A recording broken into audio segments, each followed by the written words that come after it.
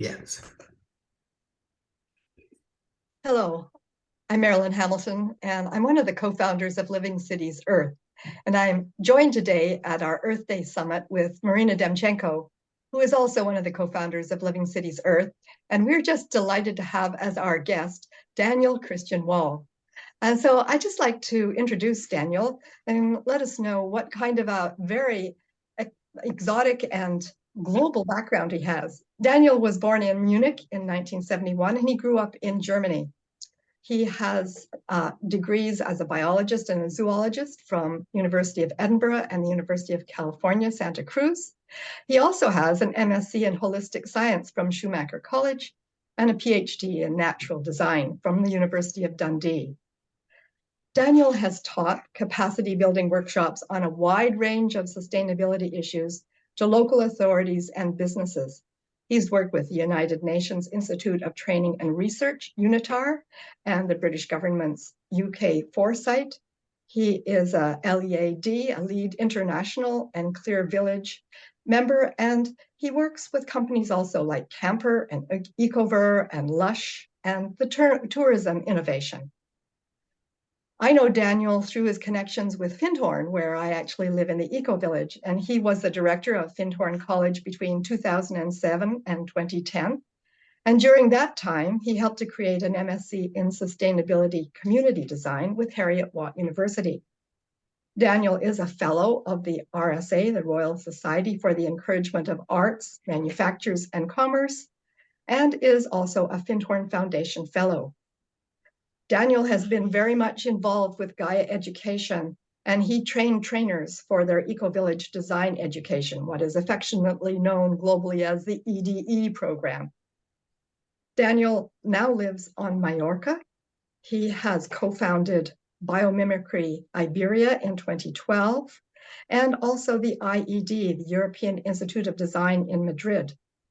Daniel has worked in many conferences, written many articles, and is a very active social media participant whose articles and comments I often find in my daily feed and always enjoy. He's also the author of Designing Regenerative Cultures, as a book that I believe came out of his PhD research. Daniel, welcome. Wow, that was a long introduction. Nice to see you again. Lovely to be with you today.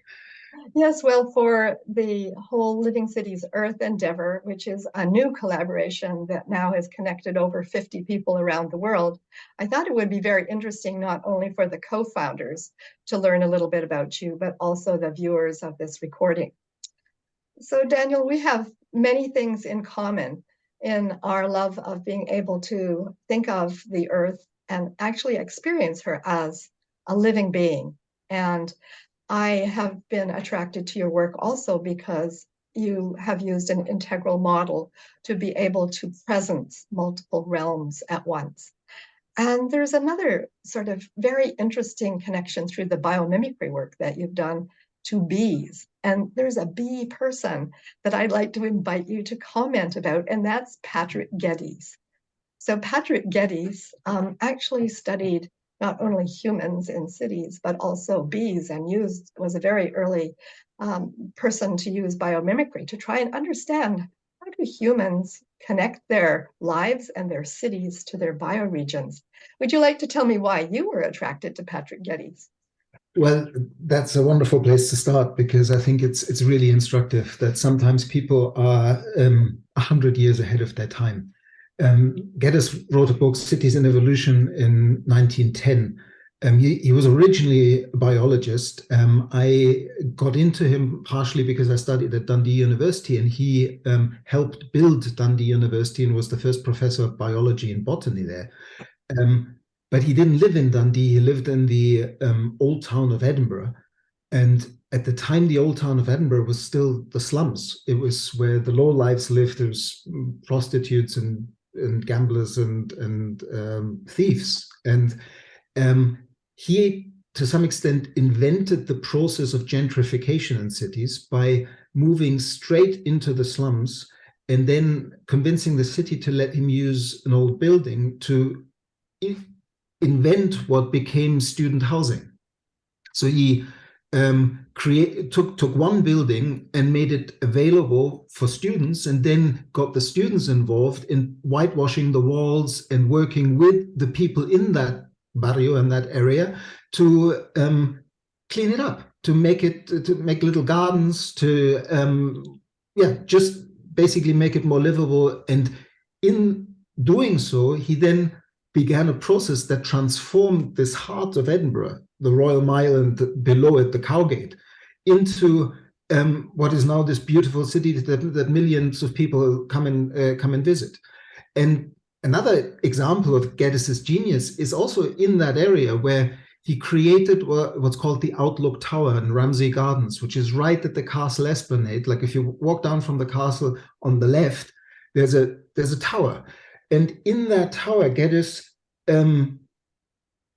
created a public education venue, a museum, that has the core notion of regenerative being in nested wholeness as a participant built into it. And we're talking 100 years ago. So you walk into this floor, and the first level, like the first floor, is an exhibition of the world. Over a general introduction for simple people living in Edinburgh wanting to just have a nice day walking through this tower of this is the world. And then you walk one floor up, and then it homes in to Europe.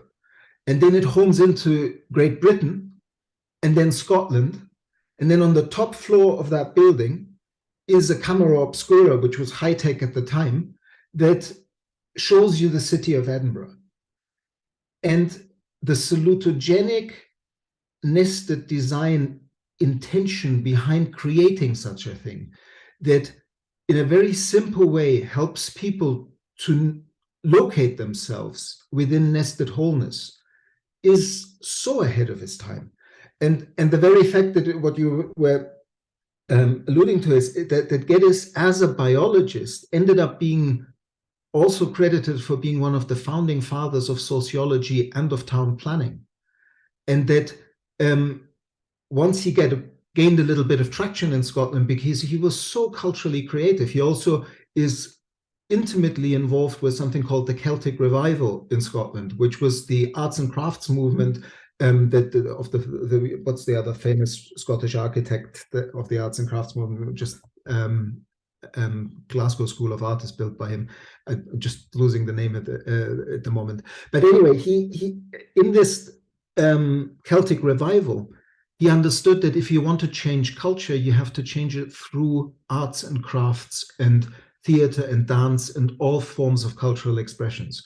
So he then created what was called the Edinburgh International Summer School, which was a meeting of the minds of the time, where he had Le Play and Haeckel and students of Kropotkin and all these people come and spend some time in Edinburgh and basically have a public dialogue, something that is now common with this kind of Zoom and online blended formats.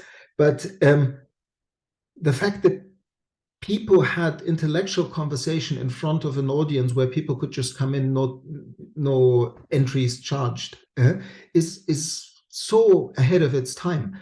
And out of this international summer school grew what is basically the Edinburgh Festival today and the Fringe. So the impact of this man is humongous, and to bring it home to why I think it's so important to remember him now is that, yes, a lot of us live in cities right now, whether the cities that we've created are fit for purpose and fit into the scale of the landscapes they've been built in is a question, and whether they will remain at these mega city sizes in the long run is also a question. But if we want to transform cities to not be a degenerative influence on the living biosphere, the living planet, then we have to reintegrate them into the regions that they're nested in.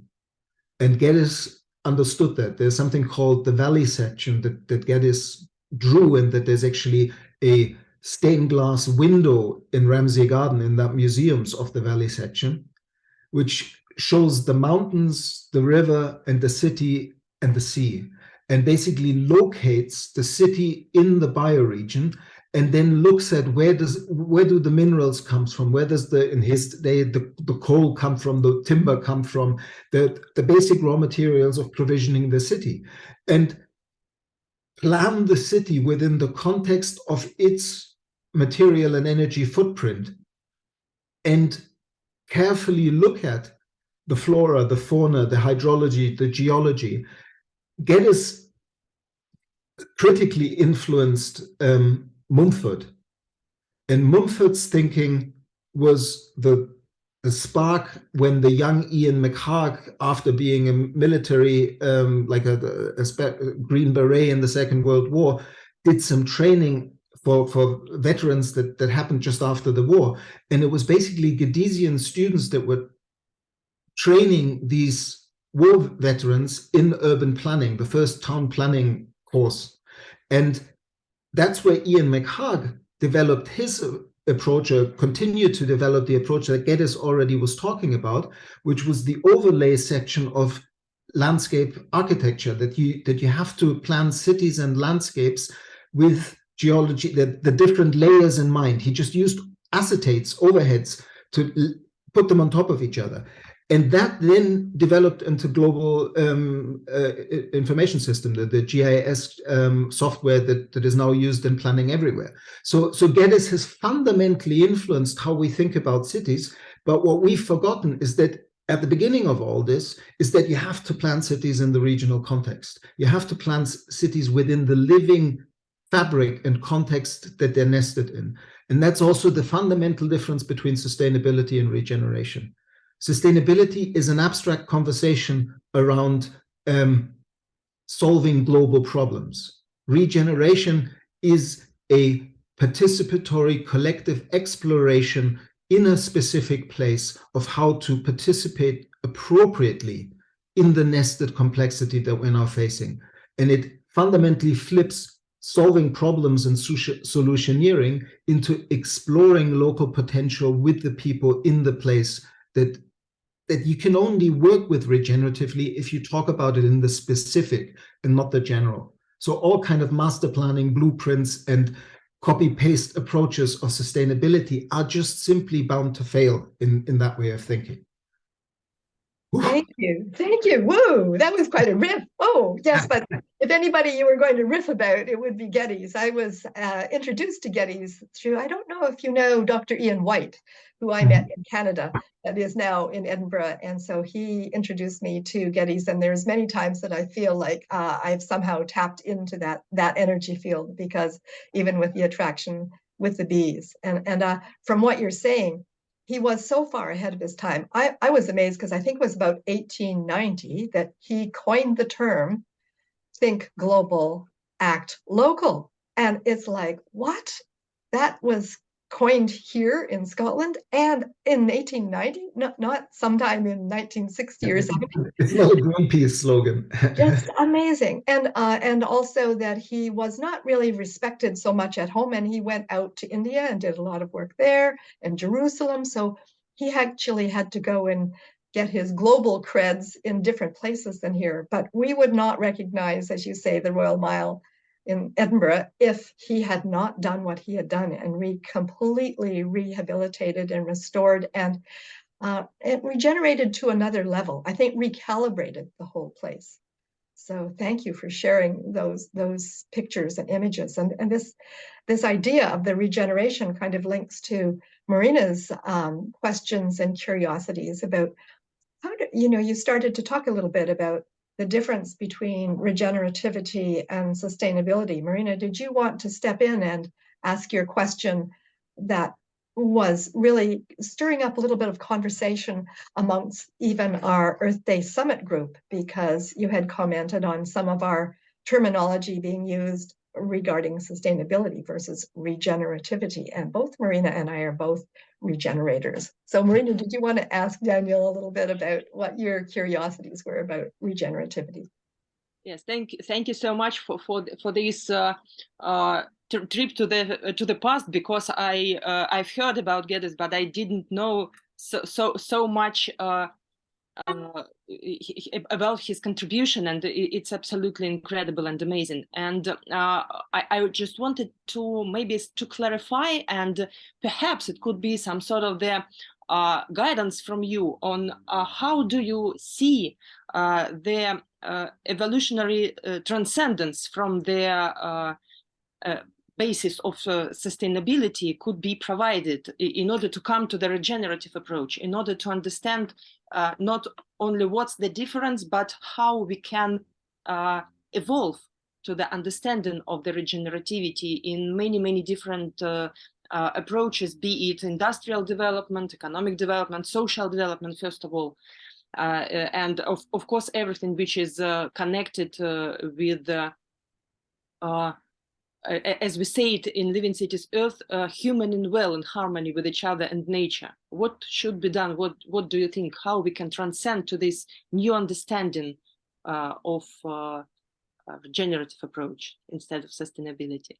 Well, there's a lot of places to start to respond to that, and to some extent, going upstream and starting with the framing of the question, which is. I've used it many times, it's useful, but it is actually also part of the difference between sustainability and regeneration. If we think of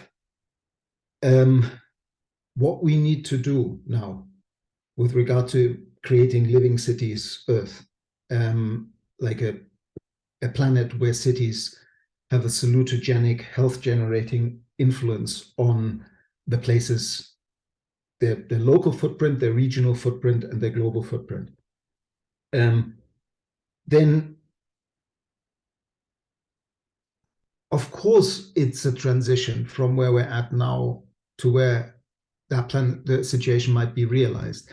But that very thinking is part of our mental models and organizing ideas that have created the sustainability mindset. Sustainability was well, first coined in Germany by German foresters from Clausewitz, I think his name was. But it was already with the mindset of how do we use nature in a utilitarian way?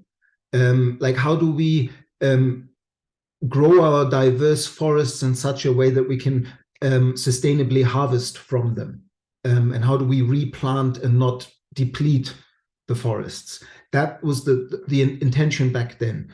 And in many ways, we're schooled in the Western world to think of everything as problems, and then we talk about problems in the abstract, and we define them ever more, and then we develop all sorts of scientific disciplines that give us an angle on this problem, and we bring in the scientists and create more data. Normally, it has to be cold, quantitative data.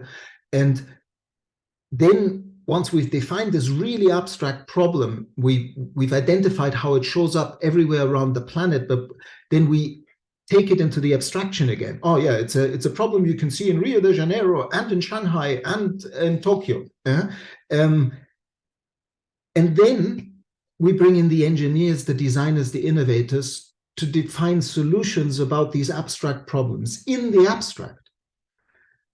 In design sprints, design hackathons, whatever you call it, hot houses, all these beautiful things. And then in order to make those, energize those, we link it with big money and the investors and the angel investors. And so we do these hackathons, and then the best ideas get pitched to the investors, and they then say, how do we scale it up? How do we bring it into communities everywhere? And that's the sustainability approach that is well intended, but it's mistaken in its approach, because you cannot find solutions to abstract problems that are, by definition, then somewhat abstract to a problem that is not within context. And then you try to bring it back into communities and implement it in context. And then you're surprised that it flies back in your face, because the community doesn't own it. It hasn't evolved out of that place. It doesn't know the idiosyncrasies of culture, of specificities of place and its evolution. And so very often it doesn't fit. And so the regenerative approach says you cannot work regenerative. Like there's a lot of talk about regenerative, this, that, and the other. And yesterday I was on a wonderful webinar with Carol Sanford, and one of the kind of checks she reminded people to do when they think they're working regeneratively, but might not be, is, are you working in the abstract? Are you generalizing? Are you working on something that you pretend needs to be then in that exact way be done everywhere? If that's what you're doing, you might be talking about how to create a blueprint and master plan for sustainable cities and blah, blah, blah. But you're still in a mindset that you and your brilliant friends can come up with the theme and the pattern that then people just have to adopt and everything will be fine. And that's not working regeneratively. Working regeneratively is what Geddes did. It's moving into a place and creating the will and the vision and the narrative with people in place that makes them co-create and makes them want a different future that is theirs, because they have stopped and shared enough to fall in love with their place, with the uniqueness of their place and how it matters, how each and every one of them has an essence, a uniqueness that makes their community unique, and how collectively, because of that, they have a uniqueness, and how that uniqueness is informed and in humble service to the uniqueness of the place that is actually bringing them forth, the locality, the bioregion. And that is a fundamentally different way. Like at the same webinar yesterday, Joel Glansberg shared he's a beautiful storyteller, and he told the famous stone soup story as a metaphor for how you work regeneratively. You don't walk into town as three strangers and say, oh, we're hungry, we want something to eat, and if you give us something to eat, we'll help you replan your village or something like that. No, you sit down in the middle of the village square and put 3 stones into a bowl of water, and then somebody walks up and say, what are you doing? And you're saying, we're cooking stone soup. And then that somebody says, yeah, that sounds interesting. If we're often hungry, so if we could make stone soup, that would be amazing. And then the next person walks up and they say, oh, we could actually, now that we're more of us, we could do with a bigger kettle. And somebody brings a kettle. And eventually somebody says, well, soups do better with salt. And somebody brings some salt. And then, maybe a little, I think I have some carrots. Maybe we put some carrots in. And before you know it, there's a wonderful, abundant soup out of scarcity that has been evolved through a shared will that has been nurtured in place. And that's a very, very, very different way of working than all the well-intended, wonderful people who still think that they can master plan the cities into a different future. And so really this way of working salutogenically is, how do we heal being in relationship within nested wholeness? Our whole cultural narrative, and actually I should make the loop to where I started there, because you framed it as a sort of transition and as an evolution, as like we're in one mindset and now we need to move to another mindset. And I think that once you go into this participatory approach, where you shift from, like in a scientific term, the myth of prediction, manipulation, and control of complex dynamic systems, which science tells us are fundamentally unpredictable and uncontrollable. And if you take that scientific insight and you say, okay, then the best thing we can ever do is appropriate participation in nested complexity. That is a much more humble approach. And in that shift, the question of appropriate participation also can take you out of this ridiculous long-term future planning, visioning something, building the future vision, then backcasting it, and then creating the milestones of implementation, all the things that we're trained to do. And it brings you into your agency as an expression and participant in that nested wholeness. And that agency is both giving you the power to change the world, because what it says is you're an expression of all of this, and you're a participant of all of this. So everything you think, say, and do, the metaphors you use, how you give language to the world shapes the future of everything. So we are all incredibly powerful in that way. That's the participatory power that we need to reclaim. And at the same time, we can't predict and control it. We meet uncertainty, we meet change, we meet how this nested complexity will continue to unfold based on what we've done in the last 500 years, and which will cause us some challenges over the next few decades and longer. But we move into this with humility, and the way of flipping it that is, again, different from sustainable thinking to regenerative thinking is not to frame regenerative cities or working regeneratively as a new future utopia that now needs to be implemented, but to just go, take a deep breath, look around you, understand that life is fundamentally regenerative. This is not a new adjective that will be surpassed by the next one. Like we went from whatever smart to circular to sustainable to whatever lean, and now it's regenerative. That's how people misunderstand it. We need to understand regeneration as a core impulse of life itself. We need to understand that our species for 300,000 years has been in this biophysical formed capability of frontal lobe this big and all of that. And the developmental story is a Western story. That's it's powerful to have an integral framework to let all different ways of knowing be present again. But the narrative of that this has to be a developmental spiral in a way that you'd hear and then eventually you're going to get there, is flawed to some extent, because these states of being are available to everyone at any point in time. And there are plenty of people on the planet who don't see the world through the lenses that we're using to speak about all of this.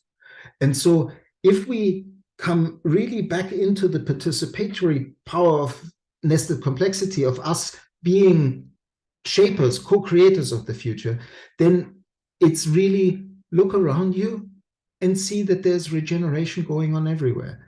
It's the people working for single moms in cities, the people working for bringing back green spaces in cities, the people working for the urban permaculture network, or connecting local farmers, regional farmers in the bioregion to direct customer cooperatives in the cities.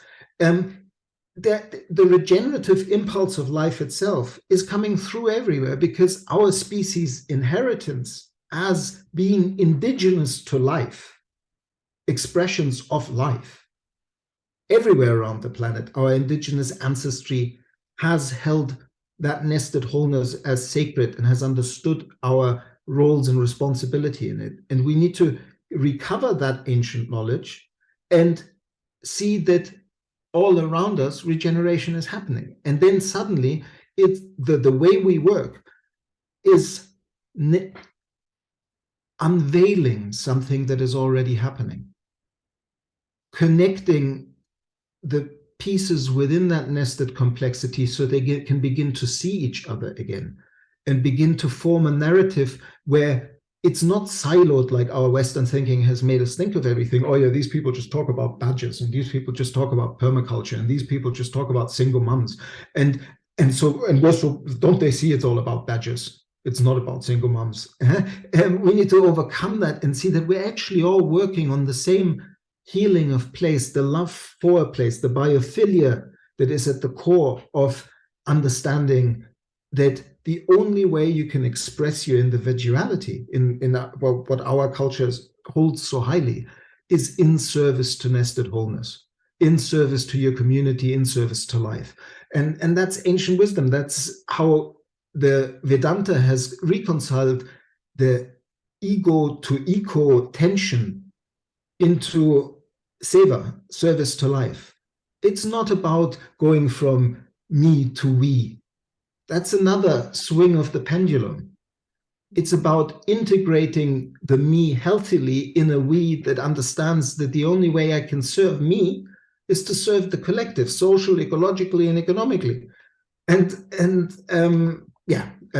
Sorry, I give very long answers. I'm sorry. That's absolutely brilliant, and it reminded this Ubuntu approach about I am because we are. Yes, so that's also a very powerful idea. But what would you what advice could you give in order, maybe to cure this learned helplessness about in our minds about that's not my case, that's not my business, because there are scientists, there are politicians who could solve these problems, make all these plans. How to help an ordinary man to a human, not only men and women, of course, maybe first of all women and mothers. How could we help people understand that give them this sense of ownership of our places, our neighborhoods, our cities and bioregions around the cities. That's the matter of the culture, I think, first of all, in understanding how I can contribute. Maybe you can give some advice how to help people. I think Geddes already did at the beginning of this conversation. How do we do that? Through an Outlook Tower, through a Celtic revival, in every place. Helping people to fall in love with their place again, picking people up where they are. Not saying, well, I'm a Badger person, not a single mom person, but to say, wow, you're a single mom person. Wonderful. This is so important for all of us. I kind of love the Badger thing, but I so value what you're doing. It's a shift. And it's like creating narrative through art, crafts, celebrating local culture. And the danger there is, and this is really important because we're now in a point in time where through lots of geopolitical shifts and the pandemic and a number of reasons, people have woken up to the brittleness of the system that has rushed into globalization at all costs and eroded redundancies at local and regional scales in service to some form of efficiency and economic progress. And we're now realizing that there was a point to have vital functions of a city distributed throughout the city in a decentralized way, throughout a region in a decentralized way, and that to make codependencies to a production line that is on another continent is just really, really silly if you're trying to survive in the long term in an unpredictable, complex, dynamic world. And so the willingness to pay attention to re-regionalization is fundamentally different than it was 20 years ago. And the understanding that at the core of what's going wrong is a fundamentally degenerative, systemically violent economic system. Again, if you'd said something like this 20 years ago, you were far out there, outcast, not part of the conversation anymore. To question the GDP as a measure of progress in 2009, when Gaia Education put that into its curriculum, or in 2005 even, was radical to the point of most people dismissing you, because what do you mean? Growth and GDP is central. Now you have prime ministers of countries saying our country isn't going to use this measure of progress primarily anymore. It's a nice indicator, but it actually is flawed because so much destruction and ill health in the population drives positive GDP. So all of this is shifting. And so I think we're at a point where people are willing to have conversations about our place and our region. But what's really important, because we also have a backlash into some sort of parochial localism that is them against us, othering, falling back into the small. Like in Germany, the AfD and the Identitäre Bewegung, this identity movement, is actually capturing some of these localizing, regionalizing memes and using them for a very toxic way of thinking. So we need to, as we become bioregionalists again, and we work on cities within their living context in a bioregion, we need to think of this as a cosmopolitan bioregionalism, as a nested wholeness, as enabling people everywhere to do the same and valuing the exchange between bioregions. But we need to flip out of this spending vast amounts of money on things like COP on climate and COP on biodiversity, 50,000 people descend on Egypt for a few days to blah, blah, blah about something that is, again, abstract problem talking and maybe proposing in the abstract solutioneering to that. And if we deployed all those resources towards enabling people in place to have a conversation, to say, it's not about fundamentalist localism of we don't need mining and we don't need trade. We love this technology that makes us talk to each other from different parts of the world. But we need to finally also face the biophysical facts of where we're at on the planet right now. We are running out of energy and resources in the way that we're currently using them. Like, there's abundance on this planet, but the technologies we've built are dependent on scarce resources that are getting scarcer. And we cannot run a 16 terawatt civilization on a planet that biophysically only gives us maybe 6. That means we need to reduce our energy and material consumption. And the only way to do that is to relocalize material and energy flows as much as possible, but have a nuanced conversation of what international flows of trade do need to exist to enable that. And whether this is on diets, like we need to bring our diets back into the region, but that doesn't mean we can't, trade certain luxury goods internationally. But it's also about in the context of that, the ubiquitous use of technology. We cannot use that much technology. So all this talk about AI and our falling in love with the idea that if we had enough data and we get clever algorithms to work with that data, they can tell us what to do because we're flawed. I mean, this is self-destructive for humanity and really dangerous. And this is happening right now at a hyper-exponential pace. So we really have to bring the conversation back to a facing technology and facing globalization and being nuanced about how these things can serve life and how they're currently destroying life. And so we've got our work cut out for ourselves in this.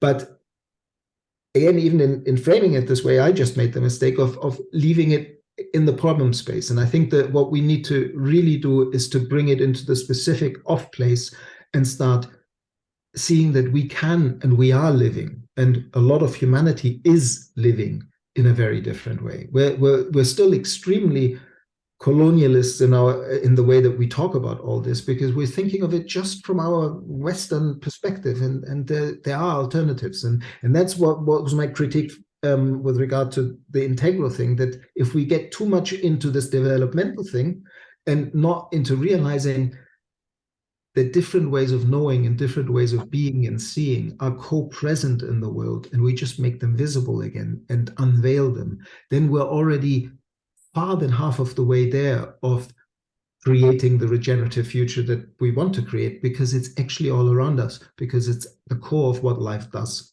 Yes, thank you. Thank you for that. Your energy is contagious. A couple of things that you're saying remind me of an interview that I've already done with Jude Caravan, who I think you know. And so Jude has kind of reframed Geddes and says, what we should do is think cosmically, feel globally, and act locally. I really like the feel globally because I think that is what puts us in touch with our reality, even our agency, and how we influence around us all the people and the stories and the circularity of the energy of life. And I also want to comment that even within the Earth Day Summit, because we are a very young organization in the Living Cities Earth, the ideas that have come forward have been very self-organizing. And I was delighted to see we have a whole day that is not in English. It's in multiple languages. And one of our co-founders who lives in near Bangalore, Ranjani, is inviting children to work with clay. So they don't know how that session will turn out. But if you want to bring life into conversation, bring the imagination of children. If you want to feel, put your hands in the soil. I mean, we could be talking about Vandana Shiva and growing life out of the soil, and the whole conversation about regenerating our capacity to have our food systems be regenerative instead of industrialized. So I think those are the kinds of practicalities and also imagination that I see that you're calling forth. Am I off base in bringing in the children or the stories or the soil? How could you? I mean, actually, that reminds me of something that Marina said earlier with regard to the mothers. All of that, again, in making visible what has become invisible to Western society.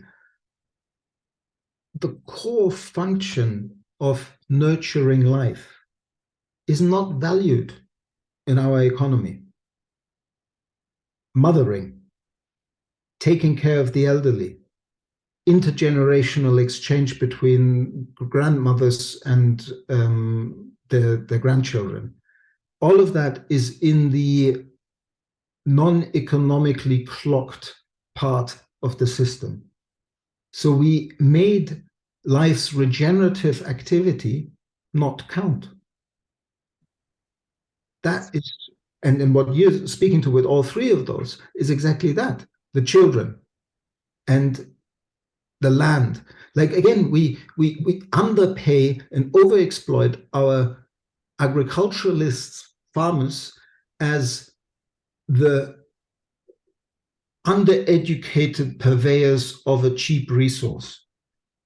We don't understand that they are custodians of living ecosystems, and that the thing they provide, the little bit we eat, is only a very small fraction of the service they provide to all of us. There's a reason why the primary sector is called the primary sector. Primary productivity, the core source of all value generation, is bioproductivity. Geddes, coming back to Geddes, said, exactly. By leaves we live. This is where the botanist got his say. By leaves we live.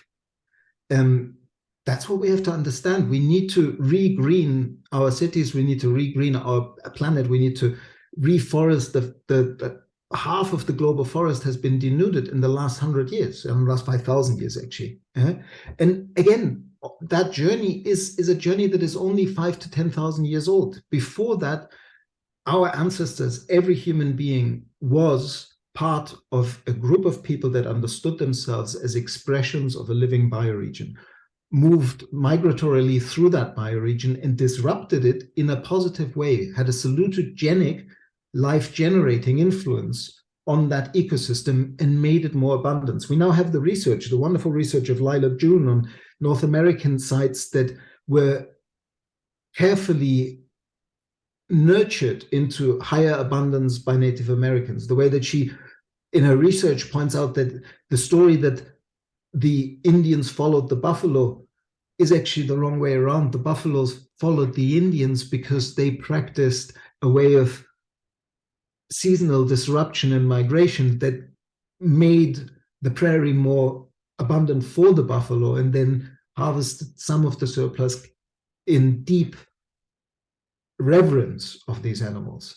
That's a relationship. Like I mean, I spend a lot of time in my garden now, and the kind of communion and community that you find with more than human beings, and the embodied experience as a gardener to have the land and each tree speak to you. Just before we got online, I did my little walk around the land, and at this time of year, the joy of knowing an individual tree intimately enough that from one day to the next, you see how the buds change, swell, turn into leaves, how the leaves change color, how you perceive health and well-being, not just through the mind, but through sensing, feeling, and intuiting.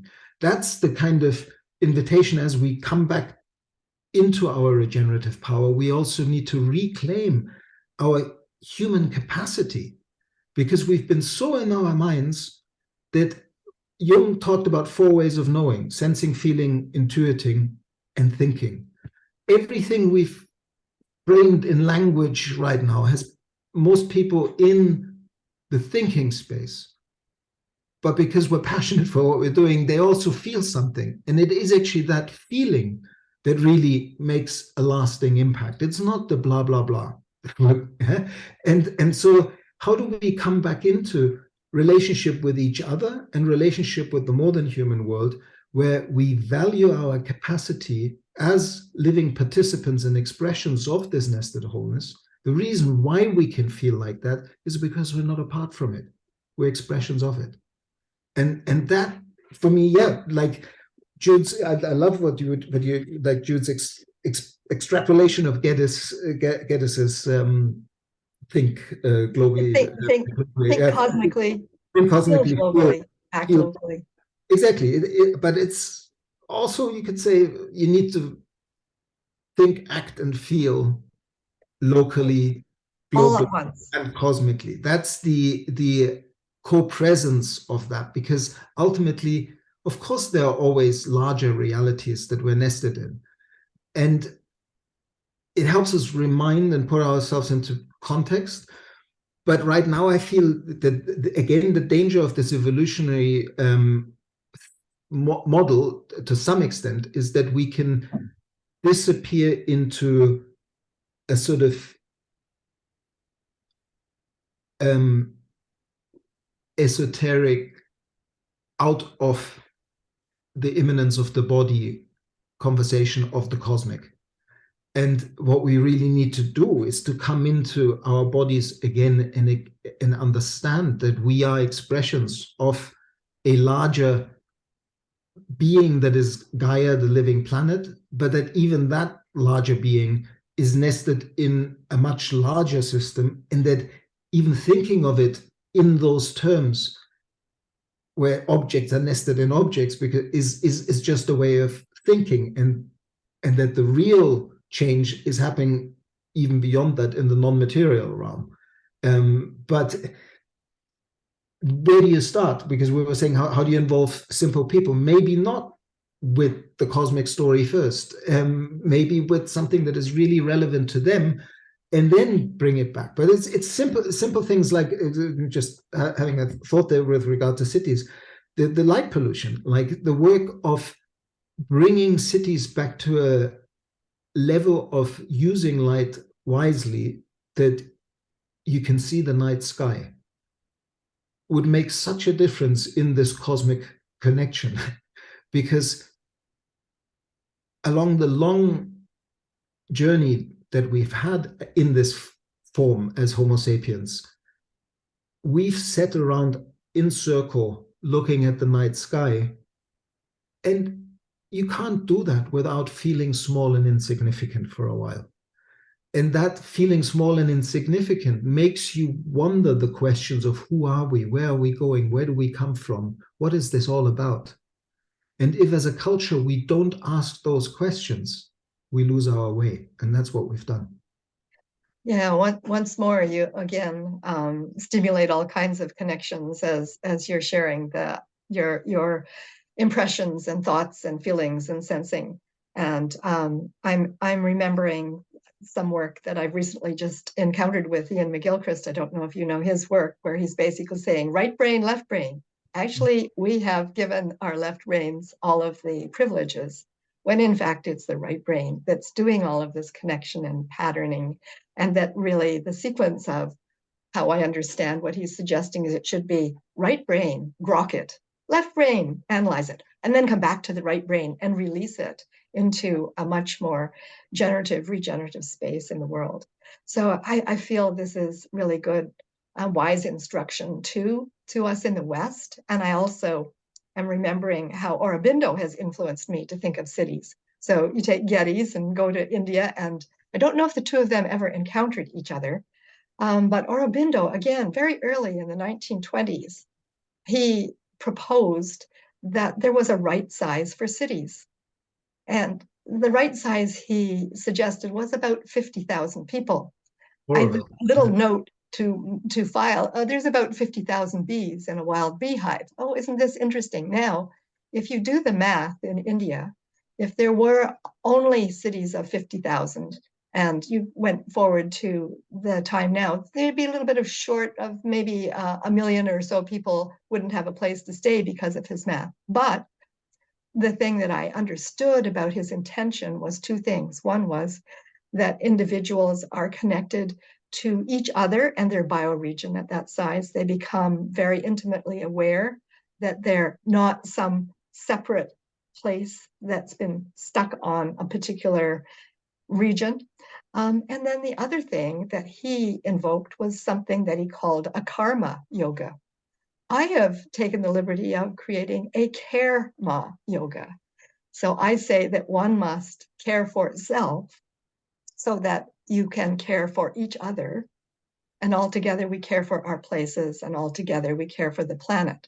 So caring for person, people, place, and planet. And that kind of practice, in my experience, can be something that sets your intentions for how to connect with the highest and the best at all scales. And it also helps me to notice how has all of those, especially the planet, spoken through me during the end of a day. So I just feel that you're sharing this energy and love of life is bringing up those kinds of influences that have also flowed in the direction that I have been working with both Integral City and Living Cities. So this is wonderful. Just briefly on that, because it's very often I mean one of the, to get people out of this putting into the foreground the design, the deliverable, the object of the solution, and understand that yes, of course, we will have to create new products, new houses, new cities, all of that. But to foreground the verb, the process of becoming, that doing that enables. I, in my book, write a lot about that regenerative cultures emerge from people living the questions together. And you need a certain scale, a human scale, a beehive scale of living the questions together with relevance to a locality.